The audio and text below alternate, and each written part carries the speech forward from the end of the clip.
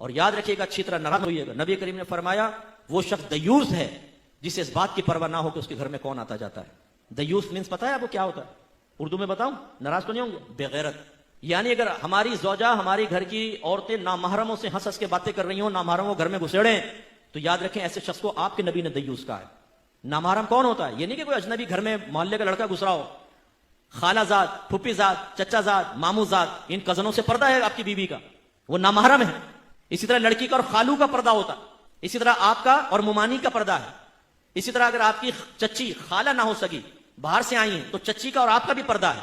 हमारे यहां कहां इसका ख्याल करते? अल्लाह के नबी पर्दे के अहकाम बयान फरमाए, और हमारी हालत यह है कि अगर हम इस तरह की बातें बयान करें तो ये औरतें हमारे खिलाफ बोलना शुरू कर देती हैं। अरे क्या हम गारों में छुप के बैठ जाए? दूध वाले से हंस के ये बातें कर रही हैं, पर सब्जी वाले से ये बातें कर निकल रही है, और वो मर्द देख रहे हैं, लेकिन हमारी गैरत ही सोई पड़ी है कि भाई तुम क्या कर रही हो? एक गैर मर्द के साथ दरवाजे पे खड़े होकर तुम बातें कर रही हो, शर्म नहीं आती है?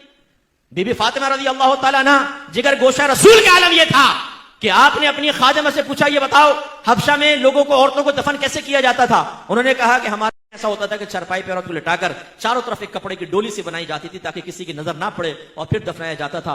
बीबी फातिमा रज़ी अल्लाह ताला अन्हा ने कहा, मुझे इसी तरह दफनाना, और फरमाया अगर मैं फौत हो जाऊं तो रात के वक्त मेरी मैयत को लेके जाना ताकि किसी गैर महरम की नजर मेरी चारपाई तक पर ना पड़े। वो बीबी फातिमा नबी करीम सल्लल्लाहु अलैहि वसल्लम की बेटी, तरबियत याफ्ता, ये कहे, और ये बीबी फातिमा को मानने वाली, उनकी नियाज़ें खाने वाली, ये कहे कि हम पर्दा नहीं करेंगी, और घर का वो सरपरस्त बेवकूफ किस्म का वो कहता है कि जी मैं परमिशन देता हूं तुम बगैर पर्दे के घूमो फिरो। यानी कितनी बहनें मुझे ऐसी मिली जो ये कहती हैं कि हमारे शौहर ये कहते हैं कि मेरे दोस्त आए, रिश्तेदार आए, बिला पर्दा सामने बैठो। और एक शौहर ने तो दलील ये दी कि देखो जब मैं अपने दोस्तों के घर जाता हूं उनकी बीवियां मेरे सामने बैठ जाती हैं। यानी वो अगर तुम अगर बेगैरत हो, वो अपनी बीवियों को बेगैरत बना के तुम्हारे सामने बैठाए, तो तुम्हारी बीवी भी बेगैरत बन के तुम्हारे दोस्तों के सामने बैठे और दावत नजारा दे। मर्द की नीयत का क्या मालूम? हम में से कितने ऐसे बैठे होंगे जो लोगों के सामने बड़े यूं मोहताज बनते हैं, लेकिन टेढ़ी टेढ़ी आंखों से शादी ब्याह के अंदर सब देख लेते हैं ना। लाल वाली कपड़े वाली देख, अच्छा कर रहे यूं होंगे, उंगलियों के झरोके से देख लेंगे। और बीवी साथ बैठे होगी स्कूटर पे, पता है बीवी बैठी हो तो टेढ़ी आंखों से देखेगा ना वो साथ में जाती हुई औरत को, बातों को टकरा भी जाते हैं गाड़ियों से। तो जब हमारी नियतों में इतना फतूर है कि शैतान कुछ ना कुछ डाल देता है, तो आपने ये कैसे समझा कि घर की औरत के शैतान से बिल्कुल पाको साफ हो गई? शैतान उसके जहन में ख्याल नहीं डाल सकता, गैर मर्द की तरफ उसकी तवज्जो नहीं जा सकती। ये हमारी जिम्मेदारी है कि शैतान कुछ ना कुछ डाल देता है, तो आपने ये कैसे समझा कि घर की औरत के शैतान से बिल्कुल पाको साफ हो गई? शैतान उसके जहन में ख्याल नहीं डाल सकता, गैर मर्द की तरफ उसकी तवज्जो नहीं जा सकती। ये हमारी जिम्मेदारी है कि हम उसको रोकें। नबी करीम तो ये करें और हम ना करें, गलत चीज है ना।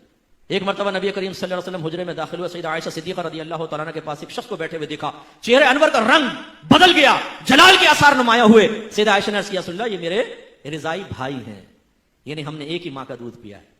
तो फिर सरकार का जलाल कब हुआ? यानी जलाल में तशरीफ लाए कि घर में अजनबी मर्द कैसे?